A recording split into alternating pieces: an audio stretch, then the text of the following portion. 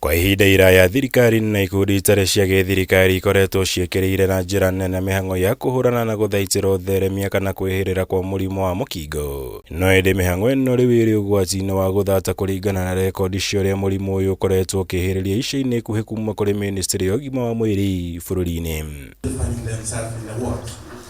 Kũringana na riboti ya Ministry ya ũgima wa mwĩrĩ, makĩria ma AKENYA 700,000 arĩa makoragwo na mũrimũ wa mũkingo matihũthĩraga ndawa cia kũhorohia morũrũ maguo cia ARV, ũndũ ũrĩa ũthiĩte na mbere gũkorwo ũrĩ ũgwati mũnene kũrĩ mĩĩrĩ yao, kuona marĩ ũgwati-inĩ wa kwĩhĩrwo nĩ mũrimũ ũyũ na macũngĩrĩrio morwo nĩ mĩoyo yao, ũndũ ũrĩa no ũrigĩrĩrĩke mangĩtĩkĩra gũtiga motaro ma arigitani. We currently see trends that we were seeing long time ago coming back. The fact that we have treatment which is free and the fact that we have testing which is free, we are seeing people who are not taking up that testing for HIV,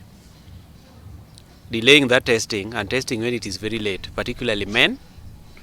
We are also seeing people who after testing and they find the HIV positive, they are not taking medication. Ndagĩtarĩ LAZARUS MOMANYI ũrĩa nĩ mũtari ministry-inĩ ya ũgima wa mwĩrĩ aranyitanĩire na ataaramu a mũrimũ ũyũ kuma ikundi itarĩ cia gĩthirikari, kũrĩa arahithũririe atĩ mũigana wa AKENYA 18,473 nĩo makuire mwaka mũhĩtũku kumana na mĩrimũ ĩrĩa ĩnyitaga arwaru a mũrimũ ũyũ, rĩrĩa mũndũ arega kana atiganĩria kwamũkĩra ũrigiti wa mũrimũ ũyũ.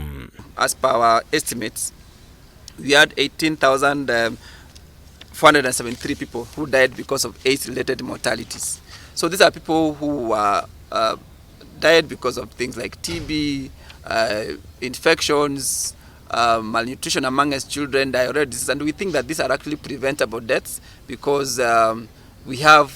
the capacity as a country or as a health system to be able to prevent these deaths. Mamwe ma maũndũ marĩa magwetetwo ta gũcũngĩrĩria kwĩhĩrĩria kwa mũrimũ ũyũ na gĩkĩro kĩnene nĩ andũ kũrega gũthimwo, arĩa manyitĩkana naguo kũrega kana gũcererwo kwambĩrĩria kũnyua ndawa cia ARV,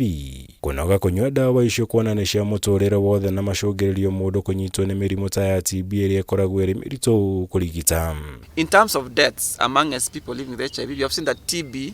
is still the leading cause of mortality among us our patients. We know that the co-infection rate between TB and HIV is around 25%.